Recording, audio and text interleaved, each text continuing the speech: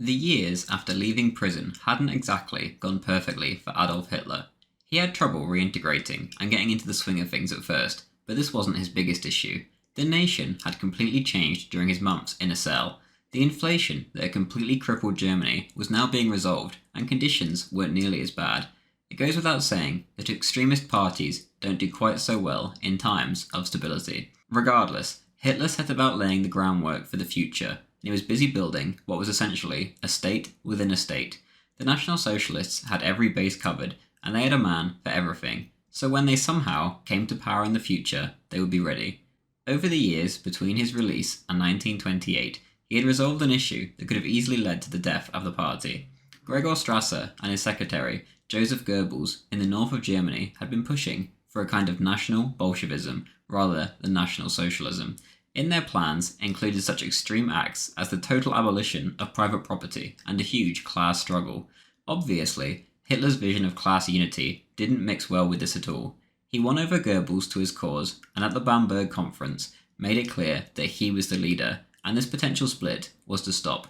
All party district leaders must now directly follow the original 25 points of the party, and all must personally pledge loyalty to the Führer. By 1928, he was back in the driving seat in his new home, being rented to him by a party member, the Berghof. His sister, and more importantly, her daughters, moved in with him to be the ladies of the house to keep him company. Hitler took a particular liking to Geli, his niece. The exact nature of this relationship is impossible to say, but we shall find out what we can in this video. Some believe he was deeply in love with her. Others believe he was more of a deeply caring uncle. You can decide for yourself. Before we begin, this video is part of a larger series, but can just as easily be viewed individually if you want to start from the start. The link is in the description or on my channel homepage.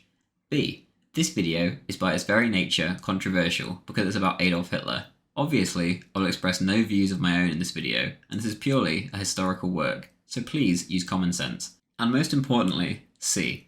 A huge thank you to my patrons who make these videos possible. If you enjoy these videos, then please consider clicking the link in the description to join our Discord or our weekly Hearts of Iron 4 games, or simply if you just want to support the channel. Even the $2 tier helps more than you can imagine. Thank you.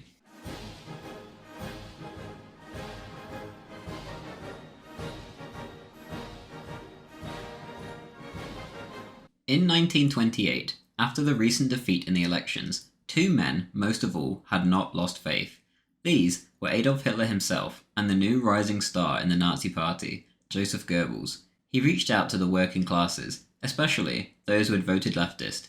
He said to them that workers under a capitalist state were, quote, no longer a living human being, not an originator, not a creator. He is changed into a machine, a number, a robot in a factory, without sensibility or goal, end quote. He spoke of how National Socialism could give these people's lives meaning again. Hitler was absolutely delighted with Goebbels' efforts, and he quickly became Hitler's most reliable party member. He was promoted to propaganda chief of the party, a role he would go down in history for. Since the near split in the party, Gregor Strasser too had worked his way back in close with Hitler, who could be pretty forgiving of old foes if it was clear it wouldn't happen again. Strasser was put in charge of reorganizing the party, and very quickly, thanks to the efforts of both him and Goebbels especially, by the end of 1928, the party had over 100,000 members. Adolf Hitler headed north on the 16th of November to solidify his recent gains. He went to speak at the gigantic Sportspalast Arena, the same arena the famous Total War speech by Goebbels would take place in 1943. Hitler was certain that in Berlin, the hotbed of leftism, the rally would be attacked, so he brought with him his personal bodyguard. These men were a select group who were completely dedicated to the Führer, even at the cost of their own lives, ranging between the ages of 18 and 20. They were called the Schutzstaffel, or SS for short. Hitler was right about the hecklers, but once he began shouting, they were quickly drowned out, and he dominated the audience. Quote, whoever shows his fist to the German people, we will force to be our brother. He then went on to speak of the racial state of Germany. Quote, the bastardization of great states has begun, the negroization of cultures, of customs, not only of blood, strides forward. The world becomes democratized. The value of the individual declines. The masses apparently are gaining the victory over the idea of the great leader. Numbers are chosen as the new god, end quote. He continued on, "We fight against the idea of numbers and the delirium of the masses. We want to see those who are superior take the reins of government in their hands. There are only 100,000 among us for whom voting is of no consequence, only the authority of the leader, and those 100,000 know that democracy in itself is a deception." End quote. He had completely won over the audience, as usual. At first, the vast majority of the crowd had never even heard him speak before, and they entered the arena as skeptics at best, but now they were in awe of him. One of the fascinated young men in the audience was Albert Speer, a man who had become one of Hitler's closest confidants. He said of Hitler, "To me, there was something engaging about it, all the more so since it ran counter to everything the propaganda of his opponents had led me to expect. A hysterical demagogue, a shrieking and gesticulating fanatic in uniform, he did not allow the bursts of applause to tempt him away from his sober tone." End quote. He spoke of the classic Hitler, starting the speech slowly, reading the room, and then eventually erupting into the classic shouting style once he had the audience in his grasp.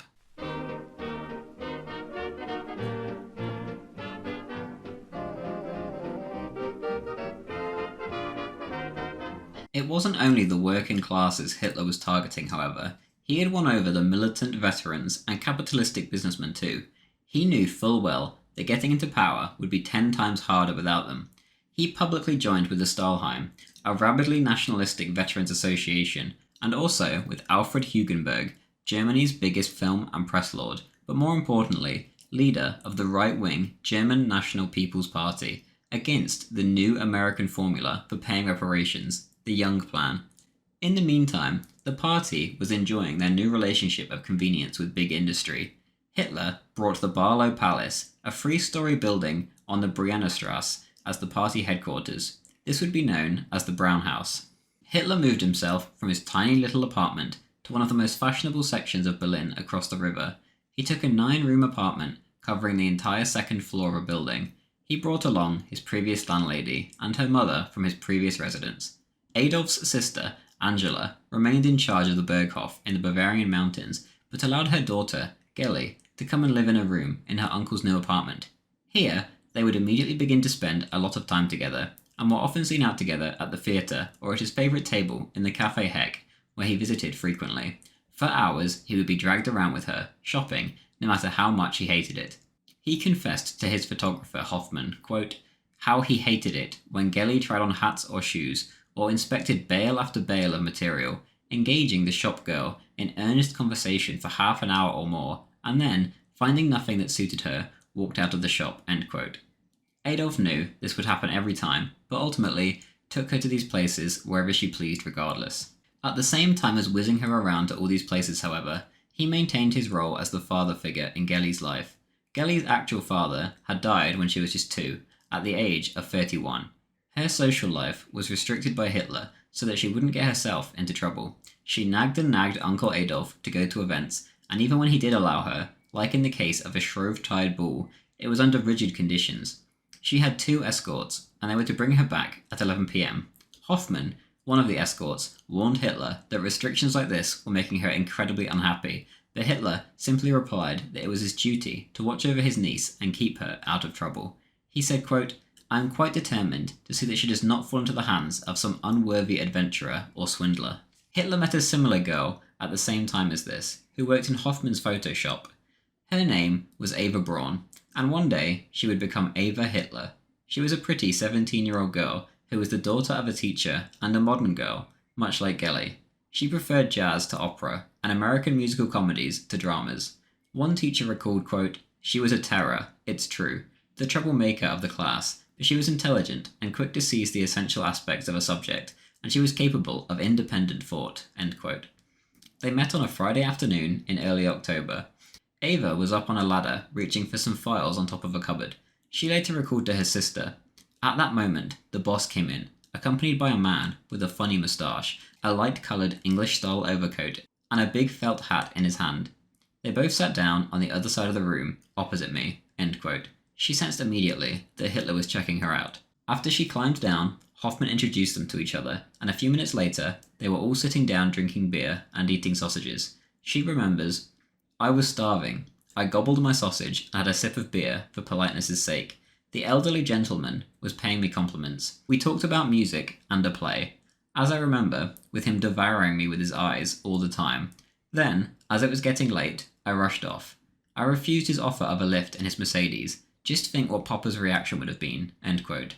Just before she left, Hoffman took her aside and asked her, "Haven't you guessed who that gentleman is? It's Hitler. Adolf Hitler." Ava simply replied, "Oh?" Over the following days, Adolf Hitler would often drop into the photo shop with flowers and candy for his quote, "lovely siren" from Hoffman's. On rare times, he took her out, and they usually ended up watching a movie or sitting in an obscure corner of a cafe. He never visited his usual places with Ava. By the beginning of the year, however, the visits dried up. Ava had been boasting to her workmates about how she was Hitler's mistress and that he was going to marry her. Hoffman invited her to his office, and given that he knew full well that she had never even been to his apartment, confronted her about the lies. She broke down into tears and confessed. Hoffman threatened to fire her if she kept repeating the story, but clearly, in the end, this didn't put Hitler off.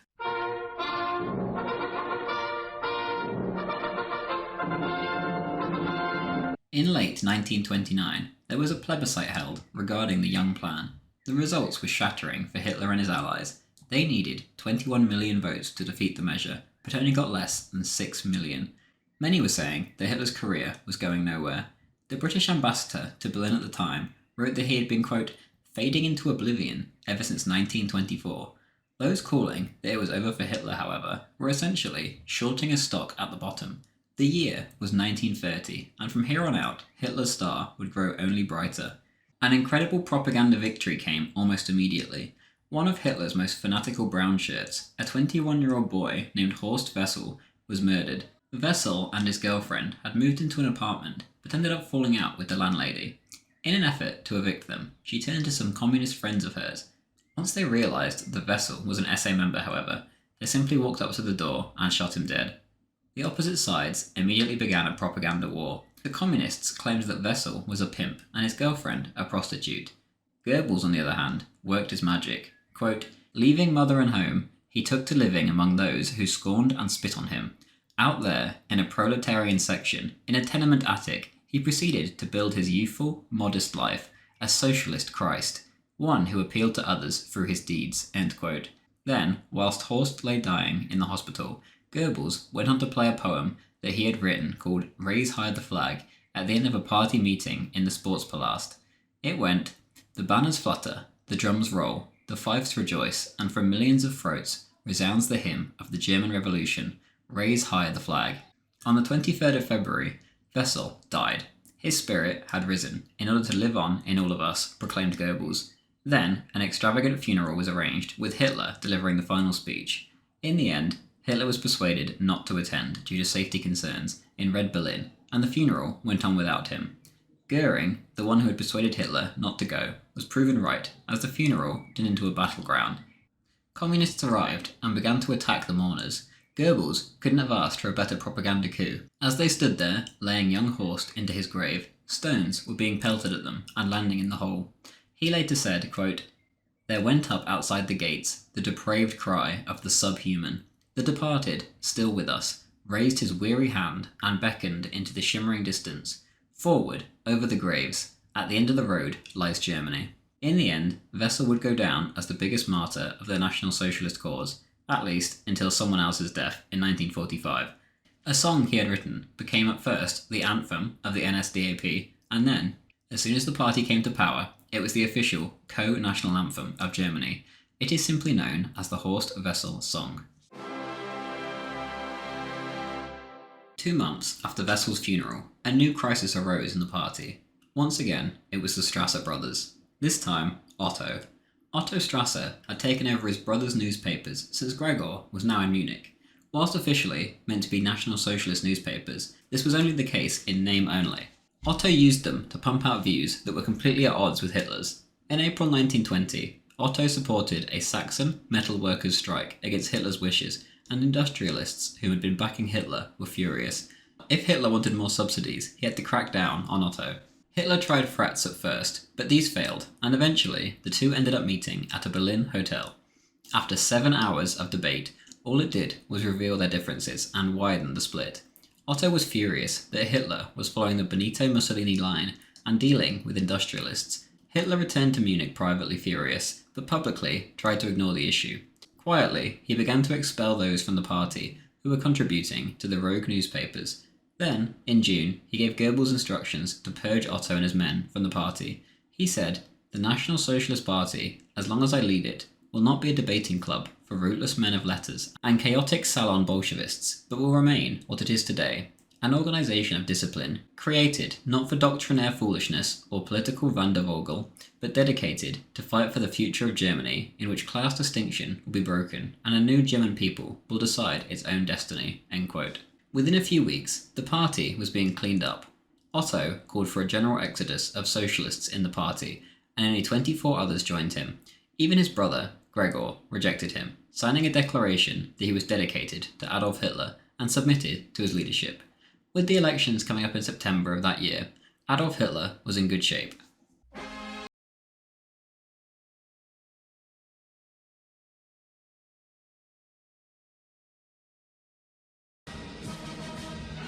In 1930, Adolf Hitler had something to offer to every kind of German. From wealthy industrialists to the down-and-out drifter like Hitler was himself all those years ago in Vienna, his message was resonating. The year prior, the Wall Street crash had brought a dramatic end to Germany's economic recovery, and extremism was officially back on the table. The people were not content to be dragged up and down depending on the tides of international capitalism, which they had no control over.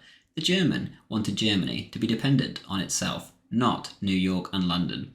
This was exactly what Hitler was offering, and his call was answered. By late summer, almost 3 million Germans were unemployed, and Chancellor Brüning was only making matters worse with useless policies. Goebbels' newspaper, Der Angriff, proclaimed to the poverty-stricken workers of Germany, "Working Germany, awake, break your chains in two." To the farmers, whose profits had been wiped out by the worldwide decline in prices, Hitler offered import duties and tax adjustments. To the lower middle class, with no unions to fight for them, he offered hope. To those above them, on the ladder of society, self-respect and a way to escape the shame of poverty. Most of all, though, to the young idealists, whether they be a university bookworm or a brawling brown shirt, Adolf Hitler offered an idealistic new world. The last group ate up Hitler's speeches. These men, disgusted by the hyper-individualistic Weimar society that they had been brought up into, were absolutely dazzled by Hitler's speeches, preaching against materialism and selfishness. Hitler's calls for volunteers for his crusade to eliminate class barriers and to unite society were met by millions of these young men. One young follower recalled, "You had to live through it to understand it. You felt like something was moving and the terrible stagnation was over." Even the social elite and royalty itself were drawn in by Hitler's message. August Wilhelm, Kaiser Wilhelm's fourth son, wrote personally to fellow veteran of the Great War, Adolf Hitler, telling him that it was his heart's desire to inform him personally that he had just been admitted to the party. The letter read, "It was for me a very emotional moment, and my thoughts turned to you in loyalty." His adoration of Adolf Hitler led others like Prince Philip von Hessen, grandson of Queen Victoria and nephew of the Kaiser, to also join with the NSDAP. An early party member summed up the Hitler phenomenon well. "What our hearts compelled us to think was this: Hitler, you're our man. You talk like a human being who's been at the front, who's been through the same mess we were, and not in some soft berth, but like us, an unknown soldier." End quote. That summer, before the elections, Hitler went on a grueling campaign over the last 6 weeks, delivering 20 major speeches. He went around eating with the working class, kissing babies, and mixing with the crowds. He was rapidly winning the hearts of thousands of desperate souls looking for a saviour all over Germany. All over the country, it was Nazi season, as Goebbels organised 6,000 meetings in halls, tents, or in the open air. Every town, city, or village of importance had torchlight parades and bright red posters everywhere.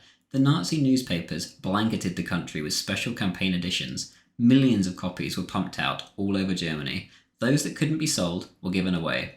Then, the day of the election came. After a tireless campaign, it was time to see the results.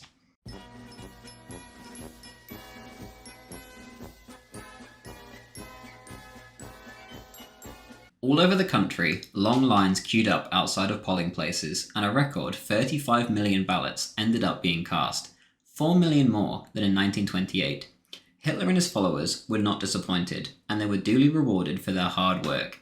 After several recounts for errors, it was announced that the NSDAP had won a total of 6,371,000 votes, over 18% of the vote. This officially made the party the second biggest in the entire country. For comparison, at the last election in 1928, they had won 810,000 votes. The National Socialists were not the only winners of this election, however. The Communists also made substantial gains, winning over 1.3 million votes than last time. The Social Democrats, however, had only lost 60,000 votes, so all these new voters were coming from the middle classes.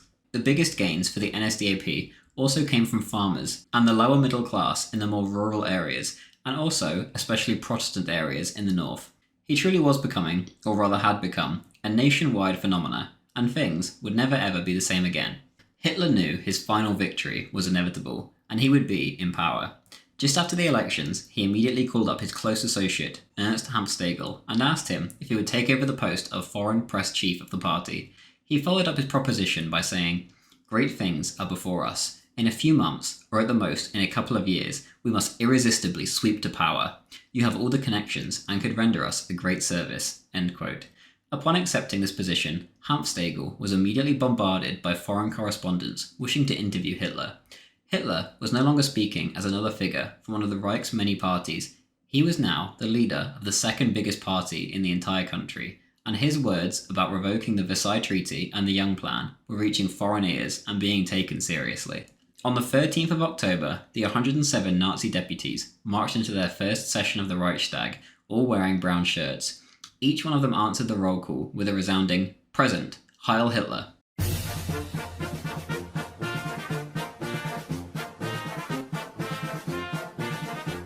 Until 1931, Mein Kampf had sold on average just over 6,000 copies a year, which wasn't bad at all, financially speaking. Now, in the last year, the amount rose to 54,086 copies sold. Now, Hitler had a very respectable personal income, which he was sure would continue to rise from here on out. On the first day of 1931, the Brown House was officially unveiled as the new party headquarters. It was funded by special contributions, profits from Hitler's rallies, gifts, dues, and obviously the book sales. On the second floor were the offices of Hitler, Hess, Goebbels, Strasser, and the SA. Hitler's office was huge and decorated in reddish-brown. In it stood a large bust of Mussolini, and amongst the pictures on the wall stood one of his other idols, Frederick the Great. Another showed Hitler and his old regiment in Flanders. Hans Frank, Hitler's lawyer, recalled that Hitler was actually rarely there, and he would, quote, "breeze in and out." Instead, he was usually downstairs in the refreshments room, where he sat in his corner table, much like he had sat in the corner at the Mannerheim hostel all those years ago in Vienna. The party growing so quickly wasn't all sunshine and rainbows, however. The growth led to a huge increase in bureaucracy in every department, as well as increased friction and jealousy. The most annoying by far was the SA. The vision of the SA had always differed slightly between Hitler's vision of a group to protect rallies and mobilize political loyalty, and the actual SA leader's vision of a militaristic arm of the party. The SA men were some of the most revolutionary in the party, and many were true socialists at heart. The oaths of loyalty to Adolf Hitler meant less and less as the party grew, and they were becoming an embarrassment to Hitler. They felt no need to tone down their violence for the civilian leaders in Munich like Hitler. First, he and Röhm butted heads, and Röhm went into a self-imposed exile in South America. Then came Pfeffer von Solomon, and he too had just resigned after attempting to demand a stronger SA. Things had even recently come to a head in Berlin, where disaffected brown shirts had revolted against the party on the grounds that they were hungry, overworked, and constantly exposed to injuries. Goebbels turned down their demands, and things kicked off. Hitler began to visit each SA meeting place, accompanied by armed SS troops, and called for reconciliation. Eventually, he managed just that, and control of the SA was handed over to him personally. The news was followed by wild cheers from the men, and the revolt was officially over, although this wouldn't be the last of the trouble the SA would cause. Hitler's promise to lead the SA personally was a rather empty one, and from 1931 onwards, a kind of de facto leader would rule instead of Hitler, who was de jure the leader. On January 4th, 1931, Röhm was given command again after being recalled from Bolivia. He had been tempted back by the promise of having a fairly free hand over the 60,000-man strong organisation, and over time he would begin to shape the SA in his own image. Almost immediately, another near revolt occurred. Hitler issued orders on the 20th of February to both the SA and the SS to stop fighting against the communists and Jews in the streets. He said to them, quote, I understand your distress and rage, but you must not bear arms. They grumbled and did as they were told, but after Hitler bowed down to the Weimar government and their demands that all political rallies must be approved by the police, they called a secret meeting on the 31st of March. All those present declared themselves against Hitler. The SA revolted, and Hitler immediately set the SS on them. Within 24 hours, open resistance had ended. On April 4th, both Der Angriff and the Völkische Bearbeitung printed articles condemning the so-called putsch. Hitler went on yet another tour of SA groups and managed to once again calm them down. This time, however, the calm lasted for more than a month. All the uproar, though, had showed not only the disloyalty of the SA, but the loyalty of the SS. From now on, they would be by far the most important organisation, not the SA. As soon as the SA were back in line, however, once again, more trouble began to bubble up, but this time, just surrounding their leader. Ernst Röhm came under heavy attack for his alleged homosexuality. Previously, Hitler had brushed away such criticisms, making statements such as, "The SA is a collection of men for a particular political goal. It is not a moral institution for raising young girls, but an association of rough fighters." He added that a man's private life was his own, as long as it didn't interfere with the National Socialist mission. Many in the party didn't agree with this line of thinking, however, and it's unclear that Hitler himself even did. But ultimately, he cared more about unity than causing another uproar. There was whispers in the party that many of those purged in the recent SA revolt had simply been replaced with Röhm's homosexual friends. Although these whispers remained whispers, it was clearly going to cause an issue in the future.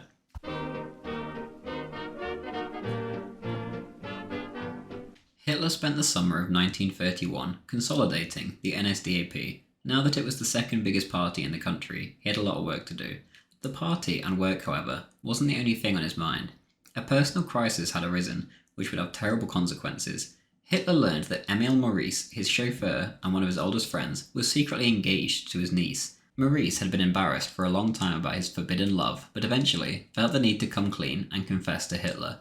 Whatever Maurice was expecting from this, it certainly didn't go the way he hoped. Hitler flew into a rage, immediately dismissing him as his chauffeur, and accused him of disloyalty.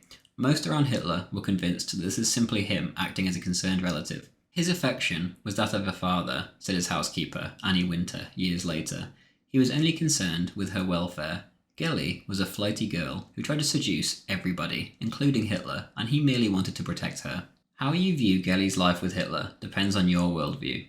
He gave her absolutely everything she could possibly want in the world, except one thing: freedom.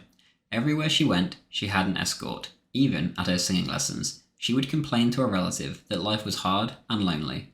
Many, including Ernst Hanfstagel's wife, were convinced that Hitler was trying to, or was, with Gellie, but that Gellie was a rather unwilling partner. Frau Winter, the housekeeper though, continued to insist that she was the one chasing him, not the other way around, and that because he knew how she acted, he wanted to keep her safe from the world. Quote, "Naturally, she wanted to become Frau Hitler. He was highly eligible, but she flirted with everybody. She was not a serious girl." End quote. It was no secret that Gellie was very impressed with her uncle's fame. When the two would sit at the table at the Café Heck, they would be besieged by admirers, many of them women who kissed Hitler's hand and begged for souvenirs. So ultimately, any accusations that they had sexual relations are almost certainly nonsense. Even the idea that they were together is ridiculous, but whether he was a repressive uncle who kept her locked up to prevent her being promiscuous out there in the world, or whether he was doing the right thing by doing this, is ultimately down to you to decide based on your own worldview. Whether he had feelings towards her is neither here nor there, as he never told anyone, and we have no way of knowing. Either way, he did not act on it. By September, Gellie was involved with another young man, an artist from Austria. He had even proposed to her. As soon as Hitler learnt of this, though, he went berserk and forced her to break it off, with the blessing of his sister and Gellie's mother, Angela. In mid-September, Gellie ran off and set off for Vienna. She headed first to the Berghof to see her mother, but as soon as she arrived, a phone call arrived from Hitler demanding her to return home. When she came back, the two constantly argued, and she was often seen running away from him with tears in her eyes. One time, she ran up to her room and stayed there. Hitler had to leave for a trip, and as he left, she shouted, "Servus, Uncle Alf," a polite, friendly greeting in German. At the door, Hitler stopped, looked back, and then fondly stroked Gellie's cheek and whispered something. Gellie remained stiff and resentful, however, and went off to tell the housekeeper that, quote, "Really, I have nothing at all in common with my uncle." As Hitler drove off, he turned to Hoffmann and said, "I don't know why, but I have a most uneasy feeling." He was right. Later on, there was a sound upstairs, but the others in the house dismissed it. Gelly must have picked up a perfume bottle from her dressing table and broken it, said one woman. This was more than likely Gelly rummaging around through Hitler's pockets. In them, she found a letter from Eva Braun, who Hitler was now seeing again, but so secretly that Gelly didn't know. It read, "Dear Herr Hitler, thank you again for the wonderful invitation to the theatre. It was a memorable evening. I am most grateful to you for your kindness. I am counting the hours until I may have the joy of another meeting." Gelly angrily tore the letter into 4 parts before storming off into her room with strict instructions not to be disturbed. Everyone else in the house respected her request, but they did hear a dull sound during the night. However, they thought nothing of it. In the morning, the other ladies in the house became alarmed that Gelly had still not left her room, and she wasn't answering their shouts. They summoned a locksmith, who duly arrived and opened the door. To everyone's horror, they found Gelly dead on the floor, next to a pistol. She was shot in the heart. That morning, Hitler and Hoffmann were driving when they spotted a car behind them. It was a taxi and a messenger. The messenger boy informed Hitler that Hess was calling from Munich and holding the line, so Hitler headed back to his hotel and picked up. Hoffmann heard Hitler say, "Hitler here, has something happened?" And then after a short pause, "Oh God, how awful." Then his voice changed into an almost scream. "Hess, answer me, yes or no, is she still alive?" But he got no reply, and Hess had either hung up or the line was cut. Hitler burst into a total frenzy, and they all rushed back to Munich as fast as the car would take them. The entire journey, Hitler sat gazing out of the window, looking empty. When he returned to Munich, he found the papers full of sensational stories that he had killed his own niece, which was obviously impossible, as he was in Nuremberg at the time, but regardless, they got to Hitler. All kinds of crazy stories were being spread, and he supposedly told his lawyer that, quote, he could not look at a paper anymore, since the terrible smear campaign would kill him. He wanted to step out of politics altogether and not appear in public anymore. Hitler set off to a quiet house in the countryside of a friend to recollect himself. All night, Hitler paced around for hours and didn't sleep, and no one could get him out of his depressing mood. For 2 days, he paced around aimlessly and didn't eat a single spoonful of food. Finally, once he received a phone call from Frank, who had taken the necessary legal steps to deal with the press campaign, he said, "I thank you. I will get myself back together again. I will never forget you for this." The funeral was held in Vienna. Röhm, Himmler, and Frauenfeld, the self-appointed National Socialist Gauleiter of Vienna, were all present. Hitler himself was banned from entering Austria due to his politics, but risked arrest and attended anyway. Hitler was taken in a non-conspicuous car to the cemetery and placed flowers on her grave. Before heading back home, Hitler broke his long silence and asked his driver if they could pass the opera. "At least drive by, even though I cannot go in," he said. They did so, and headed off home. Hitler gazed out of the window on the way and said, "So now, let the struggle begin. The struggle which must and shall be crowned with success." A few days later, he drove north to attend the Gauleiter conference. On the way, they stopped at an inn overnight. At breakfast the following morning, he refused to eat a piece of ham and said to Goering, "It is like eating a corpse," and then claimed that nothing on this earth would make him eat meat again. He had made remarks to Hess before about becoming vegetarian and then not followed through, but this time he meant it, and he never ate meat again. Everybody, Adolf Hitler included, knew that his journey would not end here, and that something big was on the horizon. Clearly, the current system in Germany wasn't working, and year by year, where things didn't improve, more and more people began to put their faith in Hitler's movement. Next time, we'll cover how Adolf Hitler maneuvered the political climate of the all-important years of 1931 to 1933 that would change his life and the world forever. After this, there was officially no turning back, and he almost overnight became the most talked about man in the world.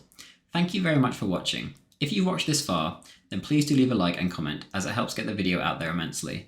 I hope you're enjoying this series as much as I enjoy making it, especially now that we're about to get to where things get really interesting. Most of all though, before I end this video, a huge thank you as always to my patrons. I cannot put into words how much they have helped me out over the past few months. I won't drop Zoomer Historian lore all over the main YouTube channel, but things have been tough, and without their support, I wouldn't be able to get these videos out, and they know how much I appreciate them. So if you do enjoy these videos and have a few spare dollars lying around each month, please do consider signing up by clicking the link in the description for as little as $2 a month to join our Discord server and our weekly Hearts of Iron 4 games, or if you just want to support me. Thank you to Lobster2U, Darway Lololol, Sigmar, Emperor Titus, Luke David Murphy, Chechen Natsok, Anton Berglund, Levi E, Lanza, Friendly Brian, Mr. Banabar, Bushak, Firefly Enterprise, Henry Unruh, Evan Brightfield, Chef Jeff, and Ethan Winstanley.